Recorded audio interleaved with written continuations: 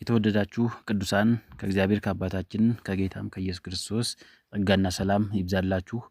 ዛሬ የዘፍጥረት መጽሐፍት ዋና ዋና ሀሳቦች ምንድናቸው የሚለውን ዝርዝር መረጃ ይዤላችሁ ቀርብ ያለው እስከ ፕሮግራሙ ፍጻሜ በትኩረት እንድትከታተሉኝ እጋብዛለሁ። ዘፍጥረት የመጽሐፍ ቅዱስ የመጀመሪያ መጽሐፍ ሲሆን ጅማሬ ወይም መነሻ ማለት ነው። ከቀላል ታሪኮች በላይ ለቀሪው መጽሐፍ ቅዱስ ሁሉ መሰረት የሚጥሉ ጥልቅና መሰረታዊ የሆኑ ትምህርቶችን ይዟል። የዘፍጥረት መጽሐፍት ጥልቅ ሐሳቦች። የመጽሐፉን ዋነኛ ጥልቅ ሐሳቦች በሚከተሉት ዋና ዋና አራት ክፍሎች መክፈል ይቻላል። የመጀመሪያው ክፍል የእግዚአብሔር የበላይነትና ፈጣሪነት። ይህን ሐሳብ በምዕራፍ 1 እስከ ምዕራፍ 2 የምናገኝ ሲሆን በሁለት ነጥቦች ከፍለን ማየት እንችላለን። የመጀመሪያው ነጥብ ፍጹም ኃይልና ስልጣን የሚለው ነው።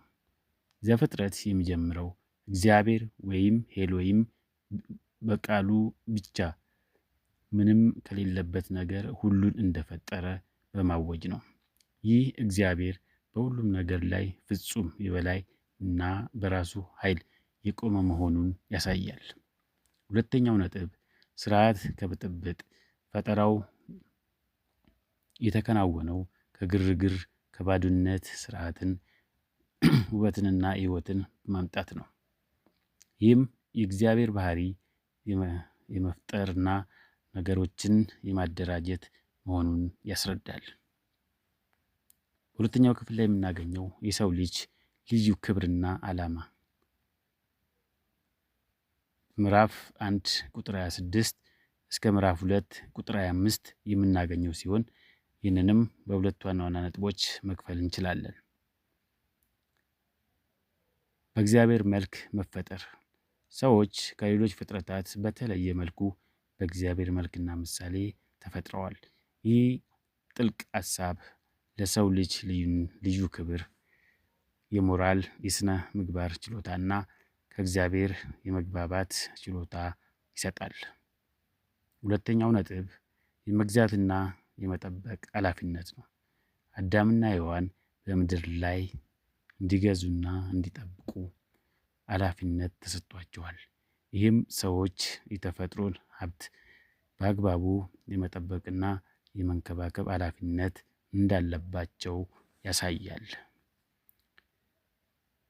በሶስተኛው ክፍል ላይ የምናገኘው የኃጢአት መግባትና መዘዙ ነው።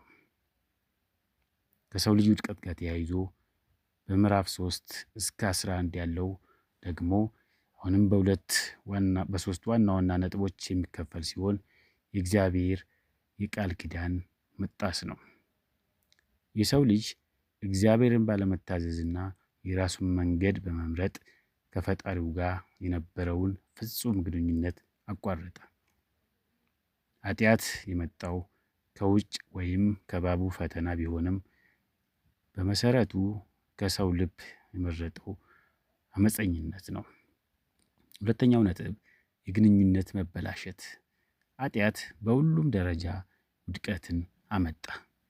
ለምሳሌ በእግዚአብሔርና በሰው መካከል የሔዋንና የአዳም ከገነት መባረር፣ በሰውና በሰው መካከል ቃየል አቤልን መግደል፣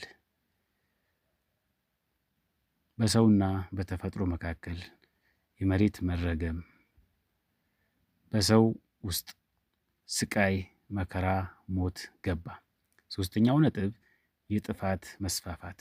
ታሪኮች ቃየልና አቤል፣ የጥፋት ውሃ፣ የባቢሎን ግንብ፣ የሰው ልጅ ኃጢአተኛ በባህሪ ከትውልድ ወደ ትውልድ እየተስፋፋ መሄዱን እና እግዚአብሔርን ፍርድ ያሳያል። አራተኛው ክፍልና የመጨረሻው ላይ የምናገኛቸው ደግሞ የእግዚአብሔር የድነት እቅድ ነው። እንግዲህ የሰው ልጅ እንደወደቀ እንዲቀር እግዚአብሔር አልወደደም። በዚህም ከምዕራፍ 12 እስከ ምዕራፍ 50 ያለውን እስከ መጨረሻው ምዕራፍ ማለት ነው እግዚአብሔር ለሰው ልጅ ያለውን እቅድ ያሳያል። የአብርሃም ቃል ኪዳን ነው። እግዚአብሔር የአብርሃምን ቤተሰብ በመምረጥ የኃጢአትን ውጤት ለመቀልበስ እና የጠፋውን ግንኙነት ለመመለስ የደህንነት እቅዱን ጀምሯል።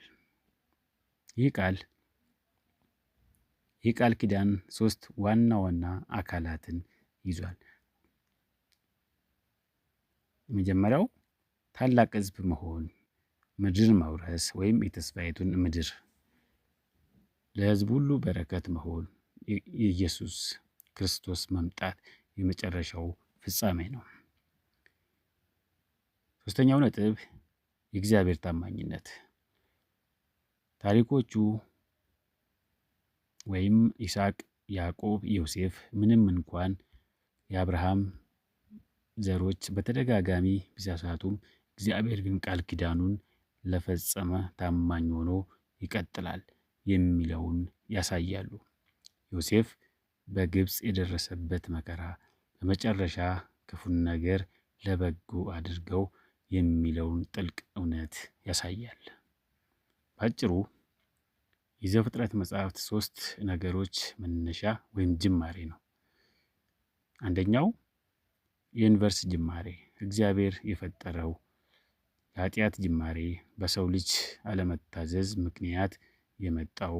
ሶስተኛ የድህነት ጅማሬ፣ በአብርሃም ቃል ኪዳን የጀመረውና በመጨረሻ በኢየሱስ ክርስቶስ ፍጻሜውን የሚያገኘው ነው። ይህ መጽሐፍ እኛ ማን እንደሆንን፣ ከየት እንደመጣን፣ ዓለማችን ለምን እንደተበላሸችና እግዚአብሔር ይህንን ሁሉ እንዴት እንደሚያስተካክለው የሚገልጽ ዘላለማዊ መልእክት ነው። አመሰግናለሁ።